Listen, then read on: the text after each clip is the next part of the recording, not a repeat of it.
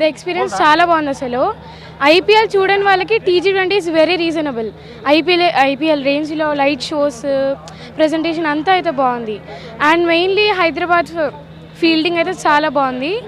And మేము అనుకున్న team అయితే విన్ అయింది. So we are all very happy and we are excited. So ఏం చెప్తారంటే, అంటే చాలా మందికి క్రికెట్ అవ్వాలని చెప్పేసి హోప్ ఉంటుంది. అది జనరేషన్, ఐ మీన్ ఇప్పుడు కమింగ్ డేస్లో మనం ఎక్కువ చూస్తూ ఉన్నాము, వింటూ ఉన్నాము, ఎక్కడ చూసినా క్రికెట్ ఫీవరే కనిపిస్తోంది. ఈ ప్లాట్ఫామ్ ఎలా అనిపించింది, ఈరోజు మ్యాచ్ ఎలా అనిపించింది? క్రికెట్ అనేది చిన్నప్పటి నుంచి అలవాటు, అంటే ప్రాక్టీస్ ఉండాలి. ప్లస్ ఏంటిదంటే ఇది ఎంటర్టైన్మెంట్ పర్పస్ అయితే చాలా బాగుంది. మొత్తం lighting shows, fielding, cricket batting అంతా బాగుంది, చాలా నచ్చింది. అవును, హైదరాబాద్ గెలిచింది.